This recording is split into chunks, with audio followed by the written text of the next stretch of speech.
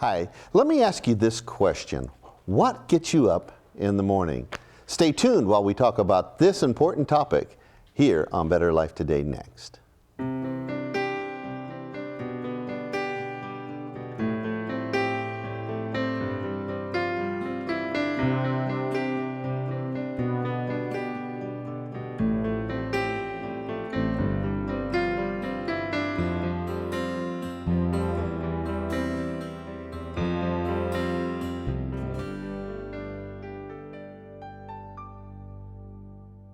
Hi, and welcome to this episode of Better Life Today. Today we have in the studio Juliet Palencios. That's right. I got it right. Yes, nailed it. That's always fun. And you're with the Blue Zones Project. This is another episode where we're talking about the health of our communities. Right, yeah, our second episode. Second episode, Better and it's Life just a TV. joy.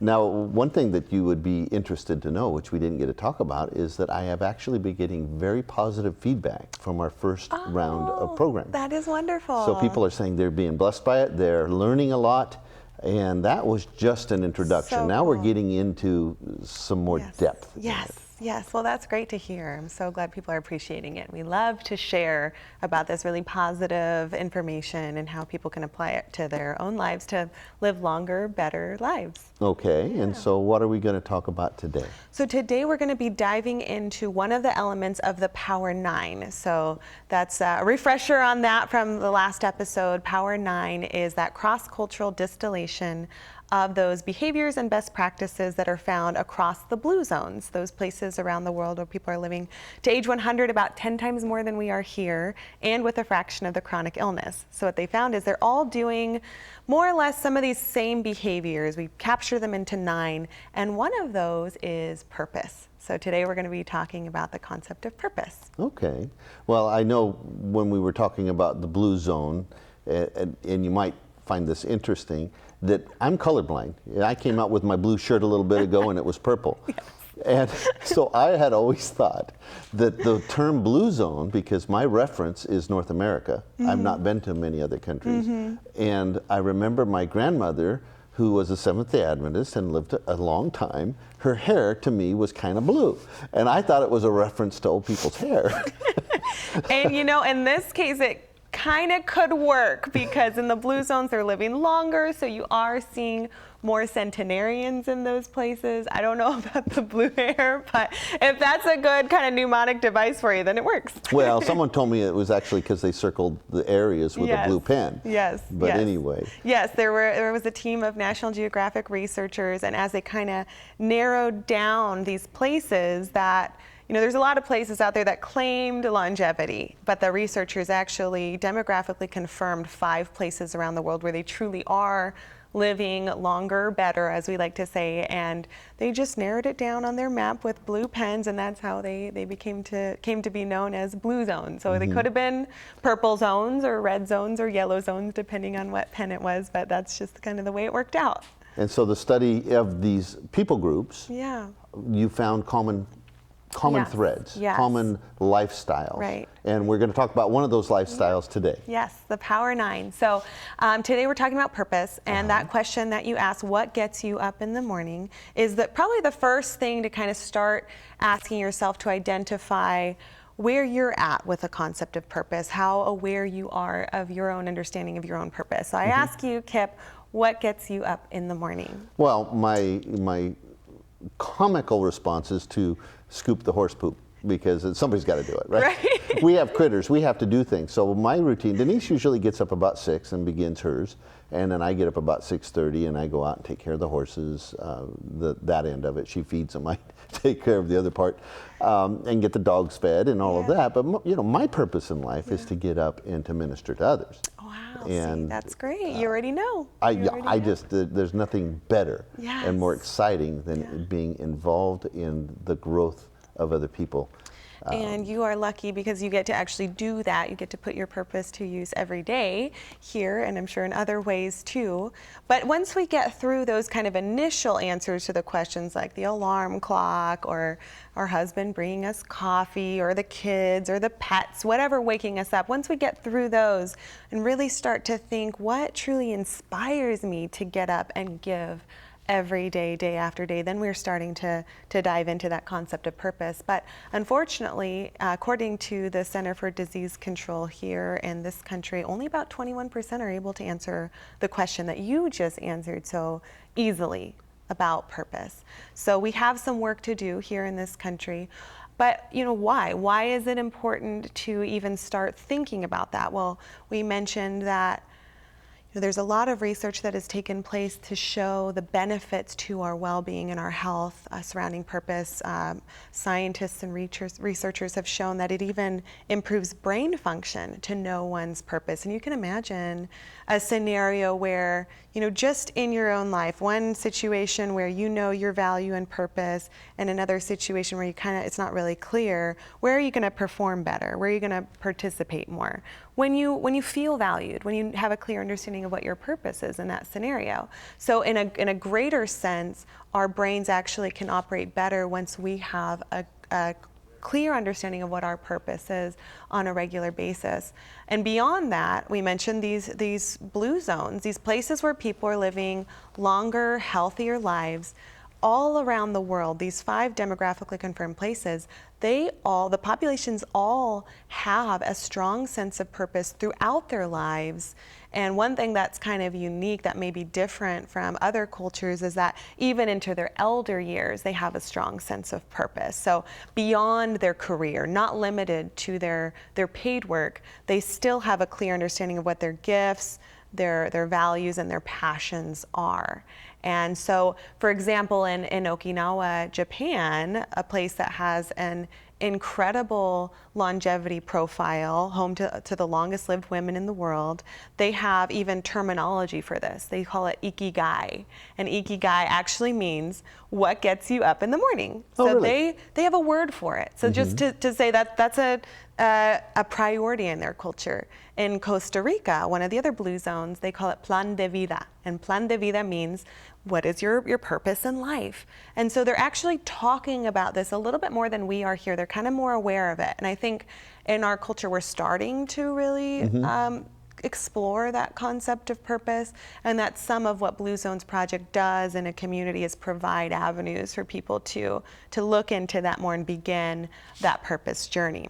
But one of those things is our Purpose Workshop, which is a free activity that's provided to a community, and that's based on the work of Dr. Richard Leider, who is the author of a book called The Power of Purpose. He's also the co-creator of the Purpose Workshop that we provide. And one of the things that Dr. Richard Leider did was go and do an extensive research project with people in their 80s, and he asked them a question that's a pretty profound question.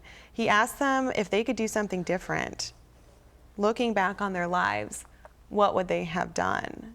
And they found that there were kind of 3 commonalities in their responses. The first was to just slow down and reflect, kind of pause, and be a little bit more introspective in their life. Now, were these folks interviewed here in North America, or do they have a more international? I believe in North America. Okay. That's a good question. So that would make a lot of sense, because here, this culture is very career driven.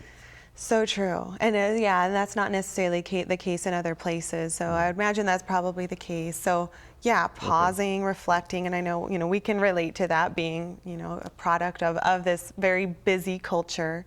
The other thing that they said that they would do is be more courageous. They would take risks and really kind of try to go for things that surround their priorities in life. So looking back, you can imagine thinking that way. But the third and final one that's probably most relevant to today's conversation is that they would have found their purpose in life earlier, so that would have helped direct their life priorities better. If they would have found that out earlier, then they would have kind of been able to really stay true to those things early on and throughout their lives. Well, in all fairness, it seems that our purpose would need to, because of our growth in this world, change. Yeah. Because when I was in high school, I had no idea what I wanted to be, what I wanted to do. What my purpose was to have fun. Now, there's a lot of people that think that purpose has never changed. But to know what the path is that is for you. Right. And I think that that discussion is much larger than what am I going to do for a living. Yeah, absolutely. And you're right on that it can change throughout your life depending on what age and stage you're in. And it's something that actually is really important to reflect upon throughout your life, come back to over and over again.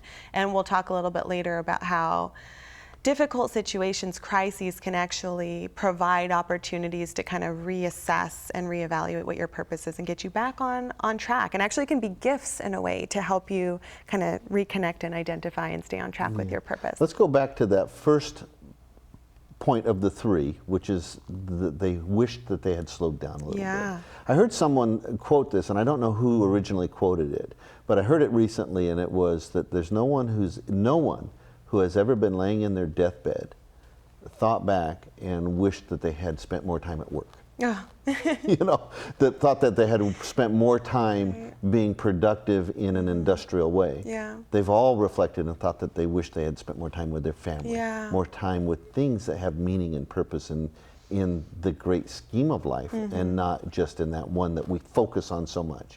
Is get up, go to work, come home, go to bed, get up, go to work. Yeah, so true. And it's still not easy, right? We know that even though we know these things, it still can be really difficult to implement them. So it's important to have some strategies on how to do that and kind of reinforce that. And I think the Purpose Workshop and the books can all kind of keep us on track and keep our priorities straight. And that's really what knowing one's purpose is all about. And that's one of the premises for the work that we do around purpose with Blue Zones Project. One premise is that everyone has a purpose. So doesn't matter what your ability is, what your economic status is. You know, what some people are severely injured, and I think that might make them an exception to that. But really the premise is that everyone has a purpose. And once we begin to understand our purpose, it can really help give us direction and help navigate our lives through our challenges. And then, as we mentioned before, can actually add years to a person's life. So these are the basic quality years. Yes, exactly. But that's why we say live longer, better. It's not about live longer, sicker, right? More sick years of our lives. We want to have those good, healthy, vibrant years to our lives. So. And then the definition that we give to purpose, because certainly there could be some different interpretations, and they actually did do a survey and asked kind of people what they thought purpose meant. And one of the things that people said was, you know, what you're truly meant to do. But the definition that we give is that it's the inward intent that drives your outward action. Oh, that's wonderful. So that inward intent.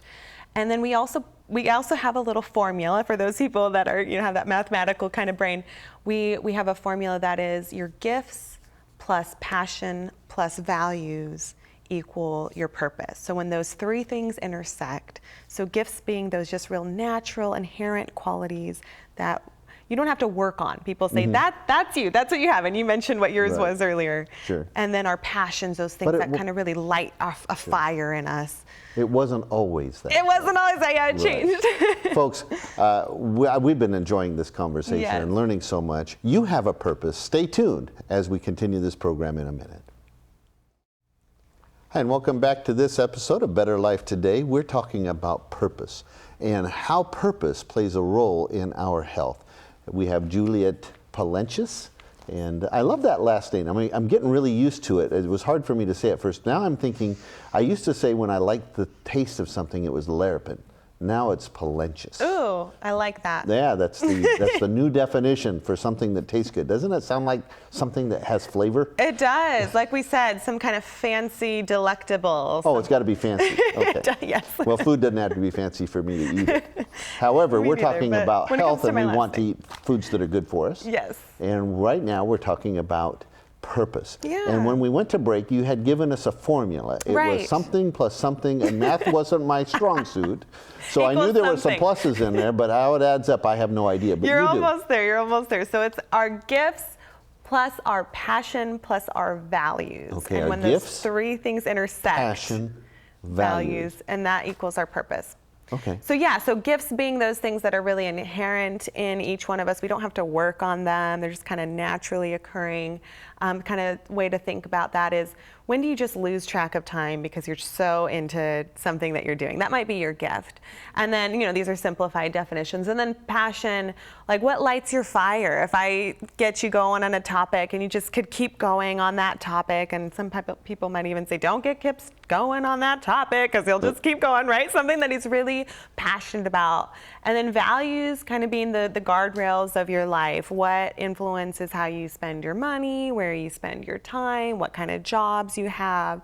So when those three things intersect, then you kind of really start to identify what your purpose is. And we usually start with gifts, those kind of being the seeds of your purpose. We start with gifts in our purpose workshops. So that's a good place for people to start thinking about for themselves, really what are those things that are inherent in them, in yourself. And sometimes they're so we use them so frequently that we actually take them for granted and don't even realize that they're gifts. So going through something like a purpose workshop can help with that. Another thing that can help is just starting to identify people in your life that exude those qualities, that seem to be these on-purpose people that are living their lives on purpose. So who are those people, and what does that look like? What are they doing? What are the characteristics and qualities that they have? And that's a different picture than saying living a life with purpose. Right. On purpose means it's intentional. Exactly. That you've thought it through, you've made a plan. Right. Okay. And it's kind of an interesting thing because we can kind of be knocked off that. So we're like knocked off our purpose. How can we kind of come back to that? Things in life might kind of shake us a little bit. So purpose can kind of bring us back on track so that we're back on purpose. Okay. And so the formula, I love that formula because it actually helps you come to the conclusion what your direction might be. Right. And so for me, myself, you're telling that, and I say, well, I have just a natural love to be around people. Yes. Yeah. And what was the second part? So your passion. Gift, passion for God, And then which your means values. purpose is ministry. Right. So Yeah. there you go. Yeah, really a good kind of intersection of all of those three things for you. And you're lucky that you have that. Again, not a lot of people are able to clearly articulate that. And that's what they found in those blue zones is you'd go up to someone and say, what gets you up in the morning? And they could just respond with it. I know for me, it's been a journey to kind of really get to know myself and see what those things are and put that together in this package that we call like a purpose statement. Now, I don't know if this is true, but I would think that there would be a little caution here in my mind that if you're going to look at this formula, and that's probably why everybody needs to go to the seminar, but if you're going to look at the formula, you have your gifts, okay, what you just do naturally, and then you have your passion, but would you counsel that you would say, well, if you're thinking of your passion, don't think of your passion as stuff that you know you can attain, but what are you really passionate about? Right. For example, I know some kids that really want to be software developers, but haven't found a way to get there yet. That's their passion, though. Right, yeah. And from there, then you can start to make plans. Yes, right, and so it's different. It's an important distinction that purpose is kind of different than goals. Goals kind of being those milestones that kind of move They come us out of it. forward. Yeah, but purpose kind of being the path. Right. That it is the path where the milestones are kind of coming along the path. It's your life's mission statement. Yes, and it is different than a career choice.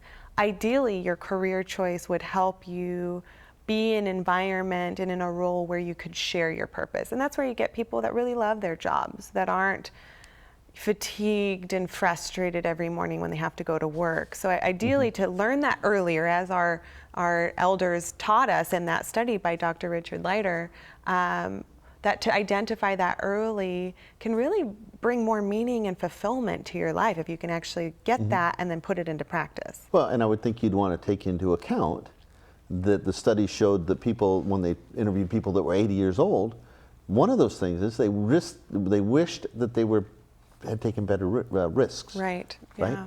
Yeah. And so when you're looking at your purpose, don't discount your dreams. Don't discount things that you think might be hard to attain or scary but take the risk. Yeah.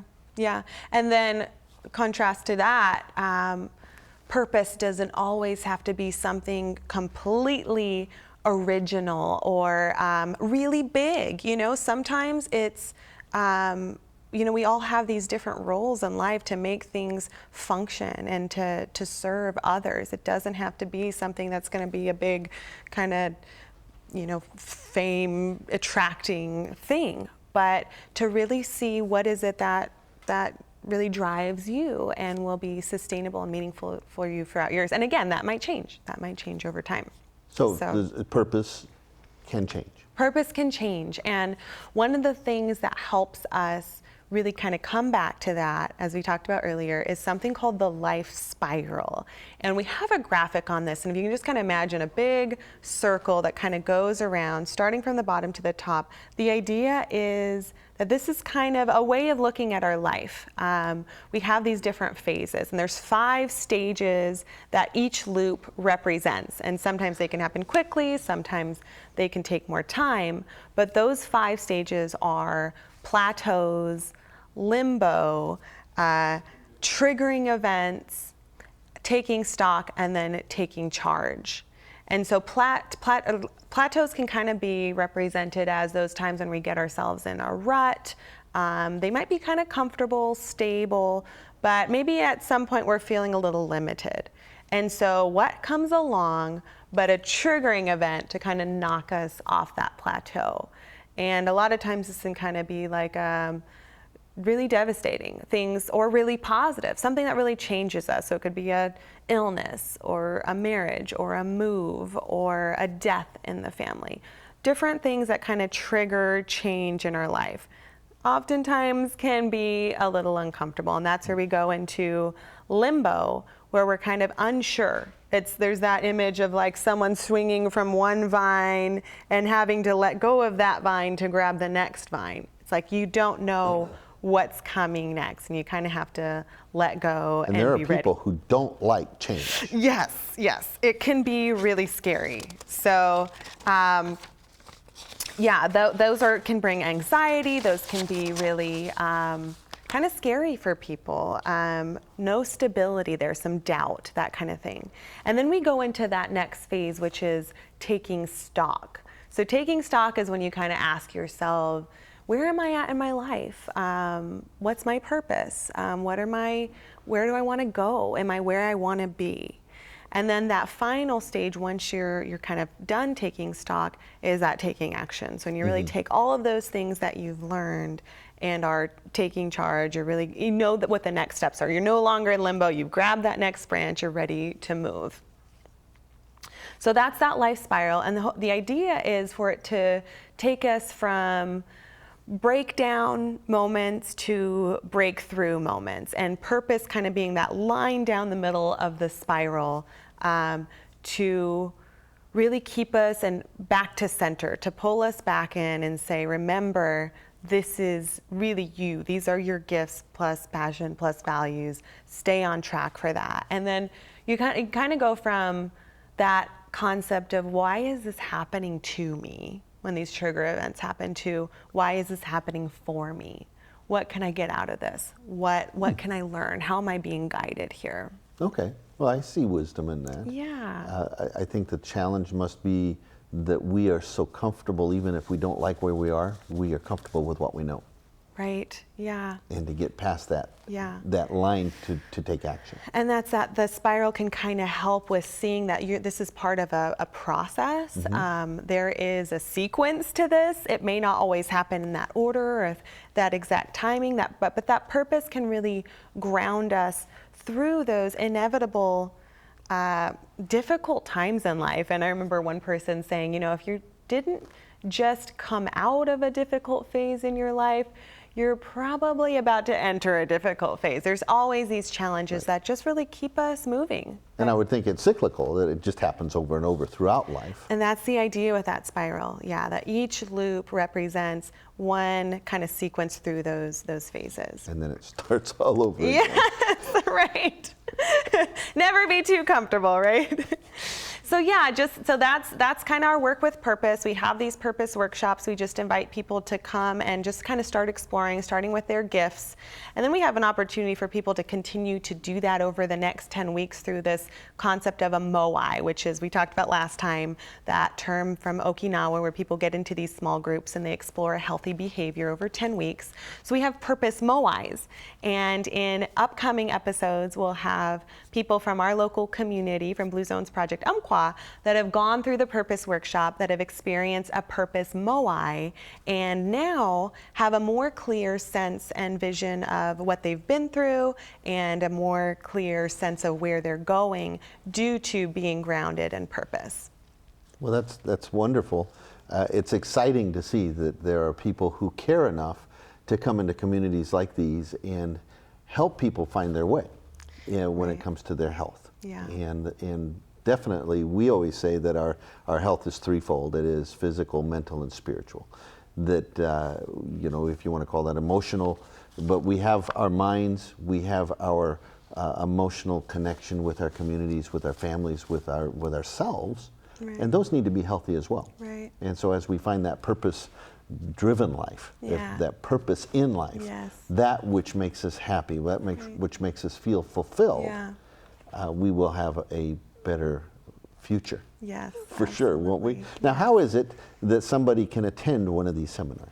So Blue Zones Project is around the country. There's 42 demonstration communities. We have 4 right here in Oregon. So we have the Dalles, Blue Zones Project Umpqua, we have Grants Pass, and we have Klamath Falls. So if you are fortunate to live in one of those areas or close to one of those areas, find them on social media, find one of the communities, and we all do these purpose workshops on a regular basis because, as you mentioned, we know that these do contribute to greater well-being and Is there a longevity. website they can?